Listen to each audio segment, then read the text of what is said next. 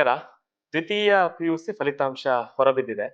ನಮ್ಗೆಲ್ರಿಗೂ ಸಾಮಾನ್ಯವಾಗಿ ದ್ವಿತೀಯ ಪಿಯುಸಿ ಫಲಿತಾಂಶ ಅಂತ ಬಂದಂತ ಸಂದರ್ಭದಲ್ಲಿ ನೆನಪಾಗೋದು ಯಾವುದು ಅಂತ ಹೇಳಿದ್ರೆ ಎಕ್ಸೆಲ್ ಕಾಲೇಜು. ಯಾಕೆಂತ ಹೇಳಿದ್ರೆ ಈ ಬಾರಿಯ ಫಲಿತಾಂಶದಲ್ಲಿ ಅಗ್ರಗಣ್ಯ ಸ್ಥಾನವನ್ನ ಎಕ್ಸೆಲ್ ಕಾಲೇಜು ಪಡೆದುಕೊಂಡಿದೆ. ರಾಜ್ಯದಲ್ಲಿ, ತಾಲೂಕಿನಲ್ಲಿ, ಜಿಲ್ಲೆಯಲ್ಲಿ ದೊಡ್ಡ ಮಟ್ಟದ ಸಾಧನೆ ಮಾಡಿ ನಮ್ಮೂರಿನ ಕೀರ್ತಿ ಪತಾಕೆಯನ್ನ ಇಡೀ ರಾಜ್ಯದಲ್ಲಿ ಪಸರಿಸಿದೆ. ಈ ಭಾಗದಲ್ಲಿ ಶಿಕ್ಷಣ ಕ್ರಾಂತಿಯನ್ನ ಮಾಡಿರೋರು ನಮ್ಮ ನಿಮ್ಮೆಲ್ಲರ ನೆಚ್ಚಿನ ನಾಯಕರಾಗಿ ಮತ್ತು ಬೇರೆ ಬೇರೆ ಸಾಮಾಜಿಕ ಕಾರ್ಯಗಳಲ್ಲಿ ಭಾಗಿಯಾಗುವಂತವರು ಸುಮಂತ್ ಕುಮಾರ್ ಜೈನ್ ಅವರು ನಮ್ಮ ಜೊತೆಗಿದ್ದಾರೆ. ಸರ್ ನಮಸ್ತೆ. ನಮಸ್ಕಾರ ಸರ್. ಈ ಬಾರಿಯ ಸಾಧನೆ ಖಂಡಿತವಾಗ್ಲೂ ಬೆಳ್ತಂಗಡಿ ತಾಲೂಕಿನಲ್ಲೂ ಸಾಧನೆ ಆಗಿದೆ, ಜಿಲ್ಲೆಯಲ್ಲೂ ಆಗಿದೆ, ರಾಜ್ಯದಲ್ಲೂ ಆಗಿದೆ. ಈ ಒಂದು ಫಲಿತಾಂಶದ ಖುಷಿಯನ್ನು ಯಾವ ರೀತಿ ಹಂಚ್ಕೊಳ್ತೀರಿ ಅಂತ? ತುಂಬಾ ಖುಷಿ ಆಗ್ತಾ ಇದೆ.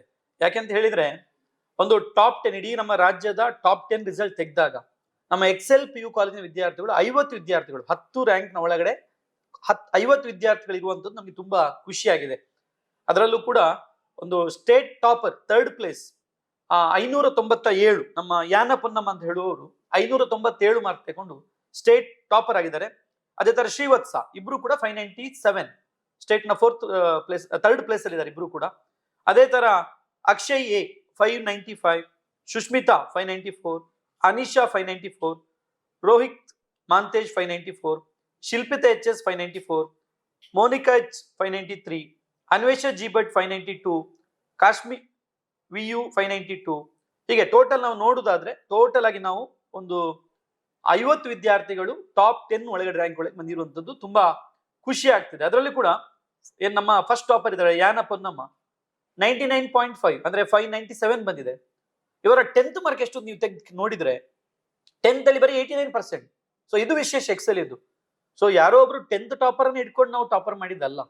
10th ಅಲ್ಲಿ ಬರೀ 89% ತಗೊಂಡಂತ ಒಂದು ಹುಡುಗಿ, ಮಡಿಕೇರಿಯ ಹುಡುಗಿ ನಮ್ಮಲ್ಲಿ ಇದ್ದು 2 ವರ್ಷ ಹಾಸ್ಟೆಲ್ ಇದ್ದು ಹೋಗುವಾಗ ಸೆಕೆಂಡ್ PUC ಯಲ್ಲಿ ಫೈನಲ್ ಎಕ್ಸಾಮ್ ಅಲ್ಲಿ 99.5% ಅಂದ್ರೆ 597 ತಗೊಂಡಿರುವಂತದ್ದು ಒಂದು ಅದ್ಭುತ ಸಾಧನೆ ಅಂತ ಹೇಳಿ ತುಂಬಾ ಖುಷಿ ಪಡ್ತಿದೆ. ಅದೇ ತರ ನಮ್ಮ ಸೈನ್ಸ್ ಟಾಪರ್ ಅಕ್ಷಯ್ ಕೂಡ ಅಷ್ಟೇ 10th ಅಲ್ಲಿ ಬರೀ ಒಂದು 96% ಇದ್ದವ, ಇವತ್ತು 595 ಅಂದ್ರೆ 99% ತೆಗೆದಿದ್ದಾನೆ. ಇದು ಕೂಡ ತುಂಬಾ ಖುಷಿ ಆಗ್ತಾ ಇದೆ. ಇದರ ಹಿಂದೆ ನಮ್ಮ ಬೋಧಕ ಹಾಗೂ ಬೋಧಕೇತರ ಸಿಬ್ಬಂದಿಗಳ ಶ್ರಮ ಇದೆ ತುಂಬಾ. ಯಾಕಂದ್ರೆ ನಮ್ದು ಎಕ್ಸೆಲ್ ಅಂತ ಹೇಳಿದ್ರೆ ಬರೀ ಒಂದು ರಿಸಲ್ಟ್ ಬರ್ತದೆ ಪ್ರತಿ ವರ್ಷ ಕೂಡ. ಕೆಲವೊಮ್ಮೆ ಹೇಳ್ಬೋದು ಈಗ ಟಾಪರ್ ಮಕ್ಕಳ ಒಬ್ಬ ಯಾರು ಹುಷಾರ್ ನಾವು ಇರ್ತಾನೆ, ಹಾಗೆ ಒಂದು ರಿಸಲ್ಟ್ ಬೈ ಲಕ್ ಬರ್ಬೋದು ಅಂತ ಹೇಳುವಂಥದ್ದು. ಬಟ್ ಈ ನಮ್ಮ ರಿಸಲ್ಟ್ ಬೈ ಲಕ್ ಅಲ್ಲ, ಇದು ನಮ್ಮ ಕನ್ಸಿಸ್ಟೆನ್ಸ್ ರಿಸಲ್ಟ್ ಬರುವಂತದ್ದು. ಹೇಗೆ ಅಂತ ಹೇಳಿ ನಮ್ಮ ಹಾರ್ಡ್ ವರ್ಕ್ ಇಂದ, ನಮ್ಮ ಒಂದು ಟೀಮ್ ವರ್ಕ್ ಇಂದ, ಒಂದು ಸಿಸ್ಟಮ್ಯಾಟಿಕ್ ಪ್ಲಾನ್ ಇದೆ ನಮ್ಮಲ್ಲಿ. ಹಾಗಾಗಿ ಒಂದು 50 ವಿದ್ಯಾರ್ಥಿಗಳಿಗೆ 588ಗಿಂತಲೂ ಜಾಸ್ತಿ ಮಾರ್ಕ್ ತೆಗೆದಿರುವಂತ ಔಟ್ ಆಫ್ 600 ಅಲ್ಲಿ 588 ಮೇಲೆ ಮಾರ್ಕ್ ತೆಗೆದವರು 50 ವಿದ್ಯಾರ್ಥಿಗಳಿದ್ದಾರೆ ಅಂತ ಹೇಳಿದ್ರೆ ತುಂಬಾ ಖುಷಿ ಆಗ್ತಾ ಇದೆ. ಇದರ ಹಿಂದೆ ನಮ್ಮ ಪ್ರಾಂಶುಪಾಲರುಗಳು, ಬೋಧಕ ಹಾಗೂ ಬೋಧಕೇತರ ಸಿಬ್ಬಂದಿಗಳಿದ್ದಾರೆ, ಹಾಸ್ಟೆಲ್ನ ಟೀಚರ್ಸ್ ಗಳಿದ್ದಾರೆ, ಪೋಷಕರು, ಪ್ರಮುಖವಾಗಿ ನಮ್ಮ ಪೋಷಕರು. ಯಾಕಂದ್ರೆ ಈಗಿನ ಕಾಲದಲ್ಲಿ ಒಬ್ರು ಇಬ್ರು ಮಕ್ಳಿರುವುದು, ಅವರು ಬೇರೆ ರಾಜ್ಯದ ಬೇರೆ ಬೇರೆ ಕಡೆಯಿಂದ ನಮ್ಮ ಎಕ್ಸೆಲ್ ಕಾಲೇಜ್ ನಂಬಿ ಎಕ್ಸೆಲ್ PU ಕಾಲೇಜ್ ಅಡ್ಮಿಷನ್ ಮಾಡಿದ್ದಾರೆ. ಆಮೇಲೆ ಎಲ್ಲ ರೀತಿಯಲ್ಲಿ ಕೂಡ ಸಹಕಾರವನ್ನು ನಮ್ಗೆ ನೀಡಿದ್ದಾರೆ, ಸಪೋರ್ಟ್ ಮಾಡಿದ್ದಾರೆ. ಹಾಗಾಗಿ ಇಷ್ಟು ಒಳ್ಳೆ ರಿಸಲ್ಟ್ ಬರ್ಲಿಕ್ಕೆ ಕಾರಣ ಆಗಿದೆ. ಅದರೊಟ್ಟಿಗೆ ವಿದ್ಯಾರ್ಥಿಗಳ ಶ್ರಮ ಕೂಡ ತುಂಬಾ ಇರ್ತದೆ. ಯಾಕಂದ್ರೆ ಅವರಿಗೆ ನಾವು ಪ್ರತಿ ಮಂತ್ಲಿ ಟೆಸ್ಟ್ ಇರ್ಬೋದು, ವೀಕ್ಲಿ ಟೆಸ್ಟ್ ಇರ್ಬೋದು, ಅಥವಾ ನಾವು ಪ್ರಿಪರೇಟರಿ ಒಂದು 8 ಪ್ರಿಪರೇಟರಿಗಳನ್ನು ನಾವು ಮಾಡಿದ್ದೇವೆ. ಈ ತರ ಒಂದು ಸಿಸ್ಟಮ್ಯಾಟಿಕ್ ಆಗಿ ಮಾಡಿದ ಕಾರಣ ಒಂದು ಕನ್ಸಿಸ್ಟೆನ್ಸಿಯಾಗಿ ರಿಸಲ್ಟ್ ಬರ್ತಾ ಇದೆ ಪ್ರತಿ ವರ್ಷ ಕೂಡ. ಬರೀ ನಮ್ಮ ಬೋರ್ಡ್ಸ್ ಮಾತ್ರ ಅಲ್ಲ, ಸೊ ಬೋರ್ಡ್ಸ್ ಒಟ್ಟಿಗೆ ನಾಡ್ದು ಬರುವಂತ ನೀಟ್ ಇರ್ಬೋದು, CET ಇರ್ಬೋದು. ಮೊನ್ನೆ ಬಂದದ್ದ JEE ಯಲ್ಲಿ ನಮ್ಮ ಮೌರ್ಯ ಅಂತ ಹೇಳುವಂತ ಹುಡುಗ 99.69 ತಗೊಂಡಿದ್ದಾನೆ. ಸೊ ಇದು ತುಂಬಾ ಒಂದು ಖುಷಿ ಆಗುವಂಥದ್ದು. ಯಾಕಂದ್ರೆ ಬರೀ ಬೋರ್ಡ್ಸ್ಗೆ ಓದಿಸುವಂತ ಕೆಲವು ಕಾಲೇಜ್ಗಳು ಇರ್ಬೋದು, ಅಥವಾ ಕಾಂಪಿಟೇಟಿವ್ ಮಾತ್ರ ಓದಿಸುವಂತ ಕಾಲೇಜ್ಗಳು ಇರ್ಬೋದು. ಬಟ್ ನಮ್ಮಲ್ಲಿ ಹಾಗಲ್ಲ, ಇಂಟಿಗ್ರೇಟೆಡ್ ಸಿಸ್ಟಮ್ ಇದೆ. ಬೋರ್ಡ್ಸ್ ಮತ್ತೆ ಕಾಂಪಿಟೇಟಿವ್ ಎರಡು ಕೂಡ ಒಟ್ಟೊಟ್ಟಿಗೆ ಆಗ್ತಾ ಹೋಗುವಂಥದ್ದು. ಹಾಗಾಗಿ ಎರಡು ರಿಸಲ್ಟ್ ಅಲ್ಲಿ ಕೂಡ, ಕಾಂಪಿಟೇಟಿವ್ ಅಲ್ಲಿ, ಬೋರ್ಡ್ಸ್ ಅಲ್ಲಿ, ಎರಡರಲ್ಲಿ ಕೂಡ ಮಕ್ಕಳು ತುಂಬಾ ಸಕ್ಸಸ್ ಅನ್ನು ಕಂಡಿರುವಂಥದ್ದು.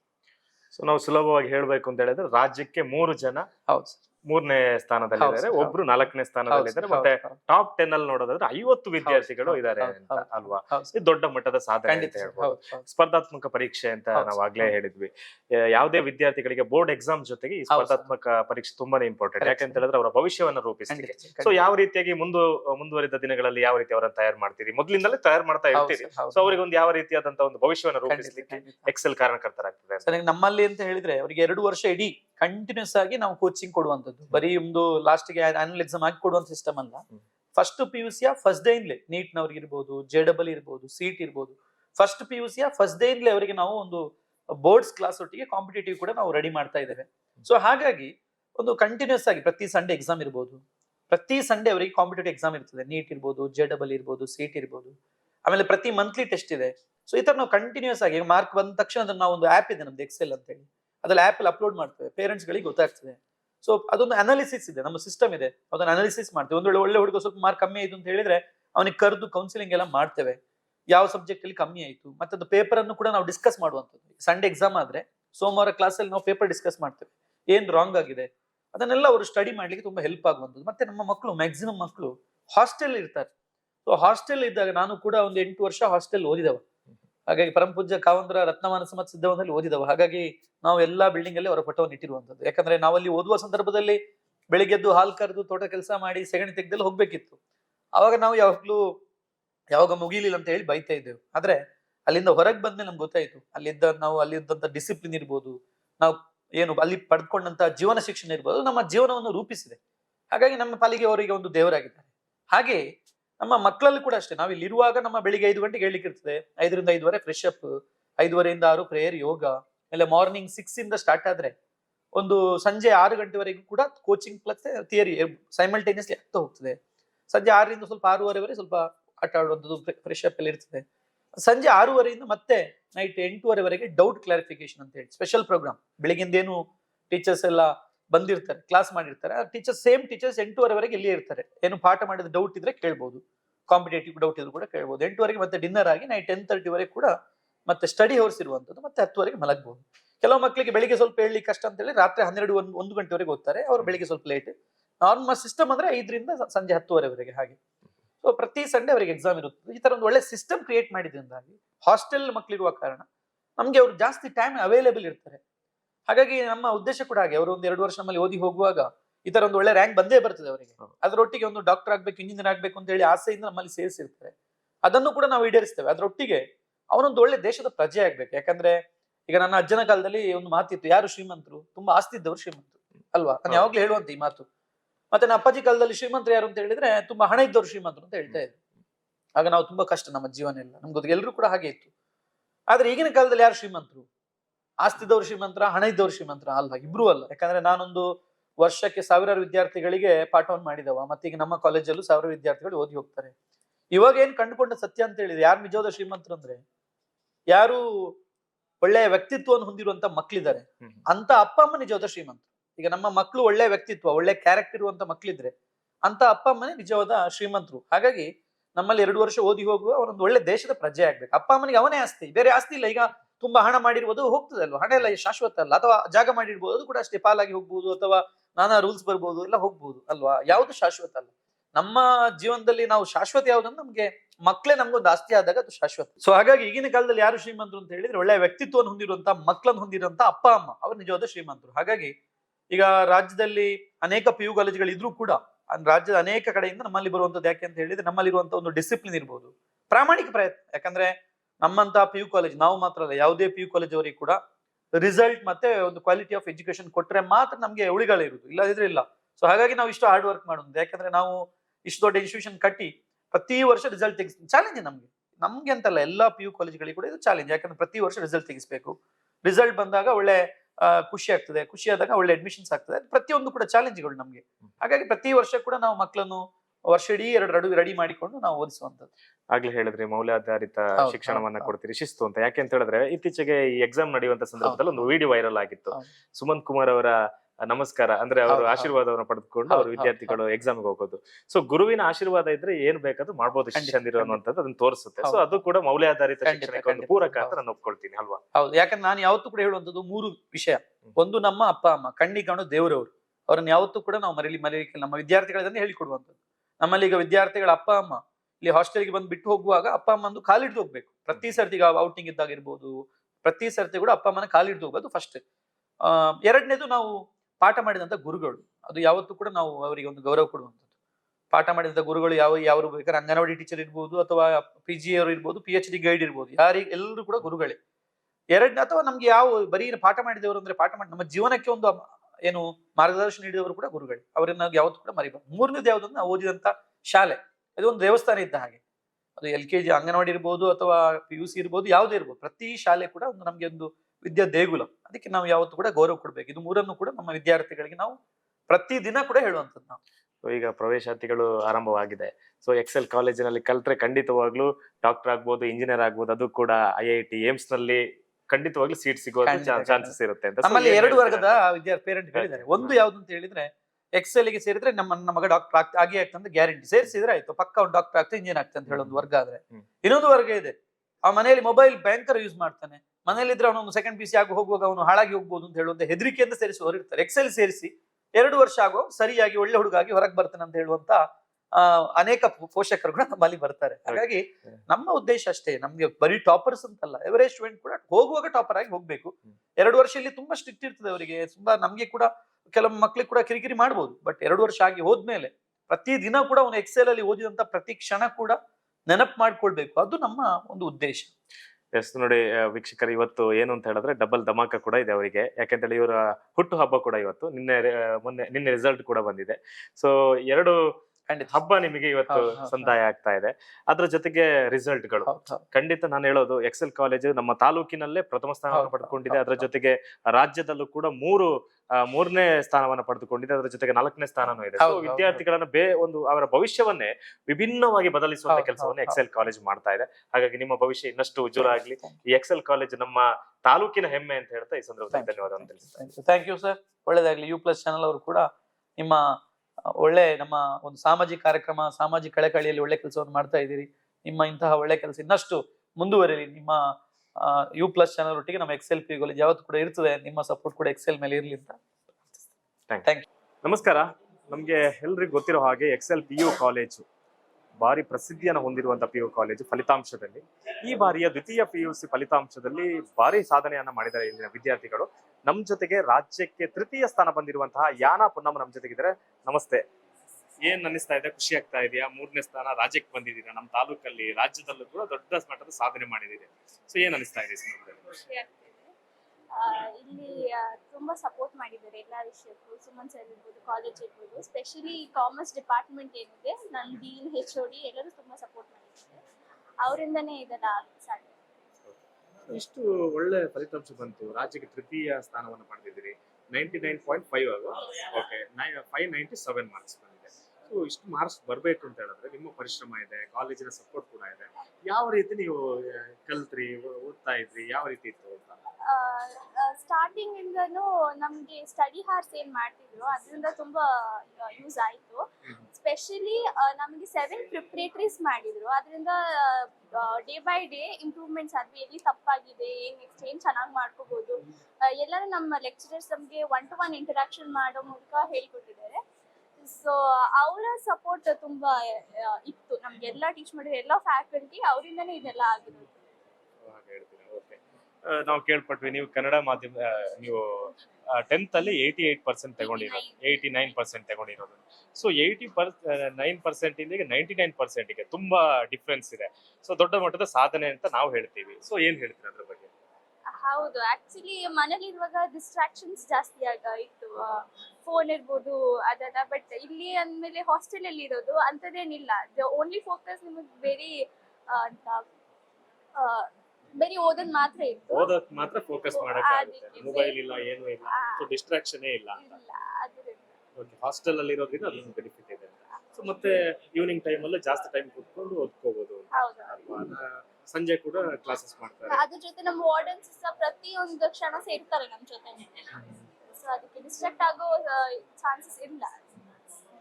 ಇಷ್ಟು ಡಿಫರೆನ್ಸ್ ಇಂದ ನೀವು ಈ ಬಾರಿಯ ಫಲಿತಾಂಶವನ್ನು ಕಂಡುಕೊಂಡಿದ್ದೀರಿ, ರಿಸಲ್ಟ್ ಬಂದಿದೆ ನಿಮಗೆ. ಸೊ ಏನ್ ಅನಿಸ್ತಾ ಇದೆ? ಈ ಕಾಲೇಜಿಗೆ ಬಂದು ಒಳ್ಳೆ ಮಾರ್ಕ್ಸ್ ಸಿಕ್ಕಿದೆ ಅಂತ ಅನಿಸ್ತಾ ಇದೆಯಾ? ಏನ್ ಅನಿಸ್ತಾ ಇದೆ? ಈ ಕಾಲೇಜಿಂದನೇ ಆಕ್ಚುಲಿ ಸ್ಟಾರ್ಟಿಂಗ್ ಬರುವಾಗ ಎಕ್ಸ್ಪೆಕ್ಟೇಷನ್ಸ್ ಇರಲಿಲ್ಲ. ಈ ಕಾಲೇಜ್ ಬಂದಾದ್ಮೇಲೆ ಫಸ್ಟ್ ಇಯರ್ ಇಲ್ಲ ಒಳ್ಳೆ ಮಾರ್ಕ್ಸ್ ಬಂತು, ಅವಾಗ ಇನ್ನೂ ಕಾನ್ಫಿಡೆನ್ಸ್ ಜಾಸ್ತಿ ಆಯಿತು. ಈ ಕಾಲೇಜಲ್ಲಿ ಏನೊಂದು ವಿಷಯ ನಿಮ್ಗೆ ತುಂಬಾ ಇಷ್ಟ ಆಯ್ತು, ಈ ತರ ಮಾಡಿದ್ರೆ ಚೆನ್ನಾಗಿರುತ್ತೆ ಅಂದ್ರೆ ಹೇಳ್ತಾ ಇರ್ತಾರೆ ಸುಮನ್ ಸರ್, ನಾವು ಒಂದು ವಿದ್ಯಾರ್ಥಿನ ಒಳ್ಳೆ ಪ್ರಜೆ ಮಾಡ್ತೀವಿ, ಈಗ ಮೌಲ್ಯಾಧಾರಿತ ಶಿಕ್ಷಣವನ್ನು ಕೊಡ್ತೀವಿ, ಶಿಸ್ತು ಕಲಿಸ್ತೀವಿ ಅಂತ, ಬರೀ ಎಜುಕೇಶನ್ ಮಾತ್ರ ಅಲ್ಲ ಅಂತ ಹೇಳ್ತಾರೆ. ಸೊ ಅದೆಲ್ಲ ಒಟ್ಟು ನೋಡಿದಂತ ಸಂದರ್ಭದಲ್ಲಿ ಏನ್ ಅನಿಸ್ತಾ ಇದೆ? ಈಗ ಬರೀ ಸ್ಟಡೀಸ್ ಮಾತ್ರ ಅಲ್ಲ, ನಮ್ಮ ಪ್ರೋಗ್ರಾಮ್ಸ್ ಇರ್ಬೋದು, ಸ್ಪೆಷಲಿ ಕಾಮರ್ಸ್ ಅನ್ನುವಾಗ ತುಂಬಾ ಬೇಕಾಗುತ್ತೆ. ಇಟ್ಸ್ ನಾಟ್ ಓನ್ಲಿ ಸ್ಟಡೀಸ್ ಅಂತ. ನಮ್ಗೆ ಏನು ಹೊರಗಡೆ ಕರ್ಕೊಂಡಿದ್ರು, ಇಂಡಸ್ಟ್ರಿಯಲ್ ವಿಸಿಟ್ಸ್ ಇರ್ತಾ ಇತ್ತು, ಅದ್ರ ಜೊತೆ ತುಂಬಾ ಆಕ್ಟಿವಿಟೀಸ್ ಮಾಡ್ತಾ ಇದ್ರು. ಇಷ್ಟು ಹೇಗೆ ಕಾನ್ಫಿಡೆನ್ಸ್ ಆಗಿ ಮಾತಾಡಕ್ ಆಗುತ್ತೆ ಅಂದ್ರೆ ನಮ್ಗೆ ಅಷ್ಟು ಕ್ಲಾಸಸ್ ಅಲ್ಲಿ ನಮ್ಗೆ ಮಾತಾಡೋ ಅವಕಾಶಗಳನ್ನು ಕೊಟ್ಟಿದ್ರು. ಸೊ ಕಾಮರ್ಸ್ ಇಂದ ಜಸ್ಟ್ ನಾಟ್ ಸ್ಟಡಿ ಬಟ್ ಅದ್ರ ಜೊತೆ ಬೇರೆ ಎಲ್ಲ ಬೇಕನ್ನೋದು ಎಕ್ಸೆಲ್ ಬಂದ್ಮೇಲೆ ಗೊತ್ತಾಯ್ತು. ಖುಷಿ ಆಗ್ತಾ ಇದೆ ನನಗೆ. ಸೊ ಏನ್ ಆಗ್ಬೇಕು ಅಂತ ಇದ್ರೆ PUC ಆಯ್ತು, ಇವಾಗ ಚಾರ್ಟರ್ಡ್ ಅಕೌಂಟೆಂಟ್ ಆಗ್ಬೇಕಂತಿದ್ದೀನಿ. CA ಫೌಂಡೇಶನ್ ಪ್ರಿಪೇರ್ ಮಾಡ್ತಾ ಇದ್ದಾರೆ. ಅದಕ್ಕೆ ಎಕ್ಸಾಮ್ಸ್ ಎಲ್ಲ ರಿಲೇಟೆಡ್ ರೆಡಿ ಆಗ್ತಾ ಇದೆ. Okay, congratulations and all the best. ಚೆನ್ನಾಗಿ ಮಾಡಿ. ನಮಸ್ಕಾರ. ನಿಮ್ಗೆಲ್ಲರಿಗೂ ಗೊತ್ತಿರೋ ಹಾಗೆ ಎಕ್ಸೆಲ್ PU ಕಾಲೇಜು ಅತ್ಯಂತ ಪ್ರತಿಷ್ಠಿತ ಕಾಲೇಜು. ಯಾವ ರೀತಿ ಅಂತ ಹೇಳಿದ್ರೆ ವಿದ್ಯಾರ್ಥಿಗಳನ್ನ ಯಾವ ರೀತಿ ತರಬೇತಿ ಕೊಡುತ್ತೆ, ಫಲಿತಾಂಶದಲ್ಲೂ ಕೂಡ ದೊಡ್ಡ ಮಹತ್ತರ ಸಾಧನೆಯನ್ನ ಮಾಡಿರುವಂತಹ ಕಾಲೇಜ್. ಈ ಬಾರಿಯ PUC ಫಲಿತಾಂಶ ಹೊರಬಿದ್ದಿದೆ. ಎಕ್ಸೆಲ್ ಕಾಲೇಜಿನ ವಿದ್ಯಾರ್ಥಿಗಳು ಬೇರೆ ಬೇರೆ ವಿಭಾಗದಲ್ಲಿ ಅತ್ಯುತ್ತಮ ಸಾಧನೆಯನ್ನ ಮಾಡಿದ್ದಾರೆ. ನಮ್ಮ ಜೊತೆಗೆ ಒಬ್ರು ವಿದ್ಯಾರ್ಥಿ ಇದ್ದಾರೆ, ಅವರ ಹೆಸರು ಅಕ್ಷಯ್ ಅಂತ. ಸೈನ್ಸ್ ವಿಭಾಗದಲ್ಲಿ ರಾಜ್ಯಕ್ಕೆ 4ನೇ ಸ್ಥಾನವನ್ನು ಪಡೆದುಕೊಂಡಿದ್ದಾರೆ ಅಲ್ವಾ? ನಿಮ್ಮ ಮಾರ್ಕ್ಸ್ಗಳು ಇದ್ರ ಬಗ್ಗೆ ಹೇಳೋದಾದ್ರೆ ಒಟ್ಟು ನಿಮ್ಮ ಫಲಿತಾಂಶ. ನನಗೆ ಈ ರೀಸೆಂಟ್ ಬೋರ್ಡ್ ಎಕ್ಸಾಮ್ ಅಲ್ಲಿ 595 ಮಾರ್ಕ್ಸ್ ಸಿಕ್ಕಿದೆ, 99.2% ಸಿಕ್ಕಿದೆ. ನನಗೆ ಇದರಿಂದ ನನಗೆ ತುಂಬಾ ಖುಷಿಯಾಗಿದೆ. ನಾನು 10th ಅಲ್ಲಿ ಇಲ್ಲಿ ನಾವು ಲೋಕಲ್ ಸ್ಟೂಡೆಂಟ್ 10th SDM ಉಜಿಲಲ್ಲಿ ಮಾಡಿದ್ದೆ.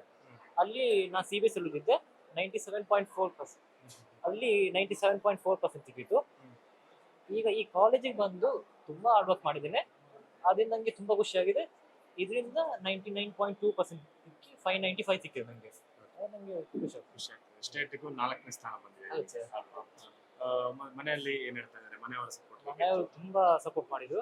ಮನೆಯವರು ತುಂಬಾ ಖುಷಿಯಾಗಿದೆ. ಆಕ್ಚುಲಿ ಅವ್ರು ನನ್ನ ಬಗ್ಗೆ ತುಂಬಾ ಪ್ರೌಡ್ ಆಗಿದ್ದಾರೆ. ಅಂದ್ರೆ ಫಸ್ಟ್ ರೀಸನ್ ಇರೋದು ನಮ್ಮ ಪೇರೆಂಟ್ಸ್ ನನಗೆ ಸಕ್ಸಸ್ ಇದೆ. ಅವ್ರು ನನಗೆ ಫಸ್ಟ್ ಏನ್ ಬೇಕಿದ್ದು ಸಪೋರ್ಟ್ ಮಾಡ್ತಾರೆ, ಯಾವ ವೇಸ್ ಇದ್ರು ಸಪೋರ್ಟ್ ಮಾಡ್ತಾರೆ. ಅವರೇ ನನಗೆ ಇಲ್ಲಿ ಈ ಕಾಲೇಜ್ ಒಟ್ಟಿಗೆ ಮಾತಾಡಿ ಒಂದು ಫೈನಾನ್ಷಿಯಲ್ ಸಪೋರ್ಟ್ ಮಾಡಿದ್ದಾರೆ. ಅವ್ರ ಪೇರೆಂಟ್ಸ್ ರೀಸನ್ ಆಗಿದ್ದು.